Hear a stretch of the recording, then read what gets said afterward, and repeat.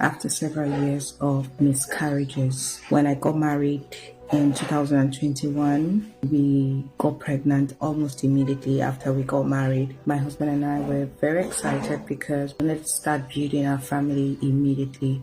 So we're excited about it. But men and brethren, that was not to happen because a few months afterwards, we lost the pregnancy. At first, when I was told that the pregnancy was not viable, I was really in pains. And at that time, the most important thing was for them to do everything to make sure that I have that baby. But after the evacuation was done and I faced reality, the most important thing on my mind at that time was how to survive, because with the evacuation came several complications. I couldn't sit, I couldn't walk anymore, I couldn't hold anything anymore, I couldn't sleep. I was placed on very high drugs, medications to help me sleep at the hospital, and it continued for a very long time. And at a point, the hospital was, perplexed. They were wondering why all of this was happening, and I was even sent to another hospital, bigger hospital, to conduct the MRI and all of that, just to confirm that no nerve or no part of my brain was, affected. And at the point where my husband was so worried because I was using a wheelchair afterwards and all of that. Fast forward to so many events after that. Miraculously, by God's Spirit, I got healed and I was back again. And then I got pregnant the second time. We were so excited about this pregnancy, but again, we lost the pregnancy, and then the complications came with losing the pregnancy. I was having issues moving, walking. My husband would practically take me to the washroom or anything I needed to do at that point. My husband would hold me and he was teaching me how to walk again, just as though I was a baby. It was really a very terrible time, and at that point, because I didn't like my state, I would stubbornly want to do things, hold things, assist in the house. And, as a result of that, I was breaking things because I couldn't hold that. My grip was not strong at all, and that happened with the second pregnancy, and we lost the pregnancy. And then we got pregnant the third time, and this third time was hell. If I had faced different issues, in the past, this one was like times 8,000. It was something else. And when we got pregnant this third time, we lost the pregnancy.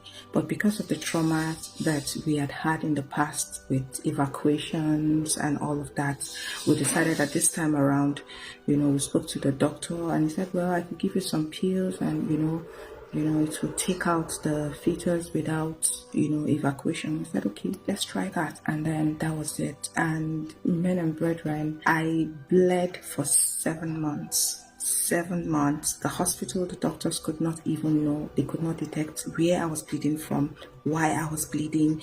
They couldn't detect. Even when they tried to do everything to check, they could not detect why I was bleeding that much. I remember one of the days my husband and I had gone to church to worship, and as usual, I would tap him to take me to the restroom if I needed to use the restroom, because I wasn't very strong at the time. And as I tapped him and he was about helping me up, he just signaled that I sit down. And I was wondering what's up, only for me to look around on the chair. The blood was so much that it was dripping, it was dripping. It was out, like it was coming out from my body, dripping on the floor. It was so much. Quickly, my husband took off his jacket, cleaned the chair, and took me out of church. The idea was to quickly take me home, clean me up, and take me to the hospital. But again, that was not to be. As soon as we got home, the bleeding became like times 100. I was bleeding from everywhere, from the staircase into the sitting room, blood everywhere, into the room, the restroom, everywhere was filled with blood. It was as if a tap was opened and blood was pouring out of me. That was the 7th month. I was pouring blood. I was not bleeding at this point. I was pouring out blood. It was so much that my mom slumped. Like, she saw the amount of blood coming out from me, and then she she slumped. And at that time, I just knew that I wasn't going to make it. I saw my life flash past my eyes, and I just knew that I was going. And I was just saying, God, at this state where I was, slipping into unconsciousness, just give me the strength just to say thank you to my beloved husband for everything, just to even say goodbye to him. That was all I was asking God for, just the strength to say goodbye, because I was just ready to go. I just felt that our union had only brought him so much pain, so I was just willing, let me just let go. Just then I drifted out, and that was the last I could remember. I went out of this world. I was out there. My husband and other people would confirm that I actually died at that point. And I noticed that my spirit was hovering around the sitting room. I saw my husband screaming for help, running around, calling neighbors. I saw some of my neighbors coming. They took water from the fridge. Some took ice blocks, some took spoons, trying to, put it in between my teeth. I was calling. I was like, can't you see me, babe? Can't you see me? He couldn't see me, And while I was rushed to the hospital, life came back into my body. And that was how I came back to life. At that point, we wanted to take a break because the whole thing had taken a toll on us as a family. We didn't want any of the pregnancy story again. But as a mother, as a woman, I really wanted to carry my baby. I desired to carry my baby. I wanted to carry my baby. We started again going to the hospital, meeting with consultants to know what the issue was. And Pastor Jerry, it was from one surgery to the other. Funny enough, they were not seeing anything, but they would just tell me, let's do this one, let's try this one, we'll try this one, and they wouldn't see anything. They say, let's try this one, we'll try that one. They wouldn't see anything. And I became like a lab rat. They were just testing me. We're spending money. There was no saving. We're using up all our finances, just to get solution. Meanwhile, they were not seeing anything. At that point, it would have been easier for me if they had told me this is the issue. In fact, there was this particular surgery. My husband was with me in the theater, and at a point when he saw what I was going through, he had to tell them to stop. The pain was excruciating. It was so bad, And then fast forward to 2024, I was just scrolling through the street of Facebook, and then I saw you praying in the afternoon. I was like, okay. And somehow it just triggered my spirit. I said, okay, let me make more findings, find out when, you're always praying. And that was how I got hooked up. And I would wake up, I would pray in the morning, I would do everything. My faith began to grow. I was a Christian fervent, but with the whole thing happening, my faith dropped. But when I started praying, my faith began to grow. And then there was this particular day, Pastor, that you prophesied to women looking for the fruit of the womb. You just told us that it has entered already. Oh, you woman, the last menses you saw is the last you will ever see her. For your baby has already entered. Your baby has already entered. Your baby has already entered. Receive it right now.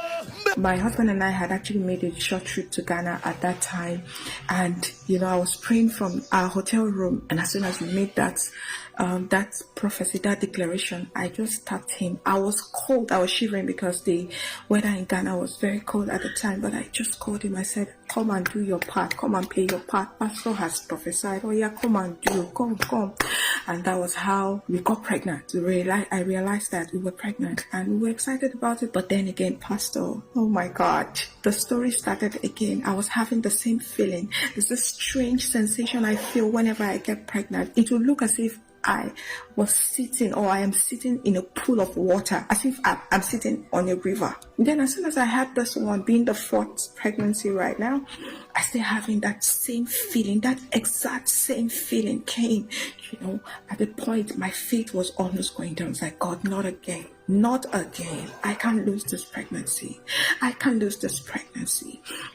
then I listened to the testimony of the woman who had a growth, I think, and then she tied the sound box around her neck. Yeah, something like that.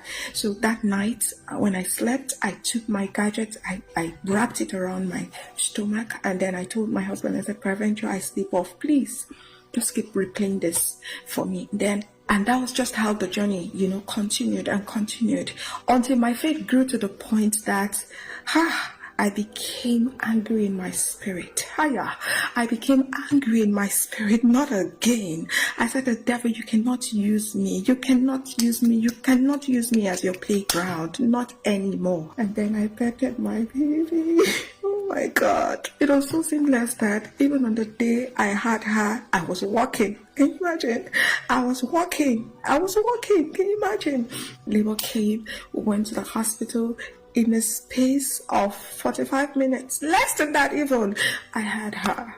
The most beautiful baby you would ever set your eyes on. God gave her to us. Pastor, I'd like to thank you. I really like to thank you. You've inspired me so much to pray. You've grown my faith and that of my family. And I would like to return my daughter back to the Lord.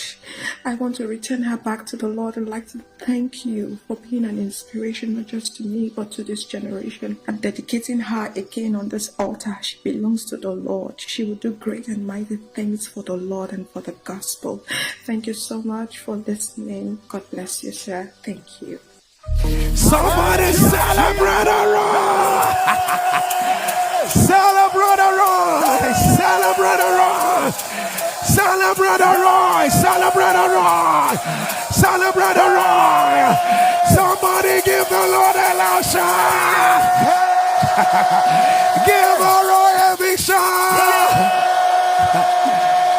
We serve a very big God who is always on our side. A very big God by our side. We serve a very big God who is always on our side.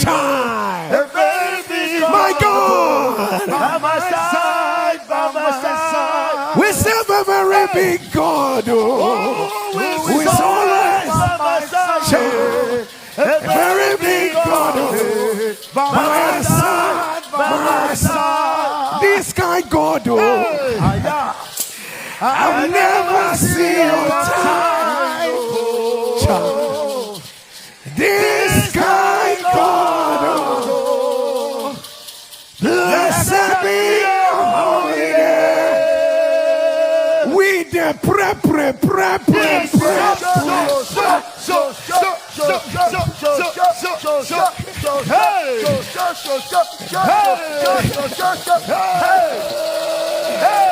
Nsppd, I wish I know what to say. But I hope I get this one right now because it's from you people I heard it. Reps is locator. Yes, sir. Yes, I got it right. Very correct. And it means that the facts speak for itself. Nothing to add. Nothing to remove. Nothing to remove. Chai. Thank you, Jesus. People of God, look at the life of this young woman. The devil came for her. You see, I'm not sure the devil just wanted to stop her from being pregnant, but the devil came for her life. The devil came for her life. To be sure that she's not just living, but she is now in that place where she can see her own child. I'm not sure that we saw that transition moment when she said she became angry. Yes, sir. And then she say, "Aya." There's a point where you say, "Devil, you can't use me. I'm not your playground. You can't play playground." When you become restless, you will break the yoke of your neck. People of God, there's a point you get to, you let the devil know. Yes, sir. You have done enough. You've done enough. This far and no further. I'm not taking it anymore. People of God, look at it. Oh my goodness, the devil is a devil. The devil is a devil. In fact, the devil is a bad devil. He's a bad devil. He's a baddest devil. The people of God, because there's no way. I mean, you can imagine that moment when she was standing to go to the Lord, and you are in the church. And all of a sudden, the husband saw that blood was everywhere. The man took off his jacket and began to clean.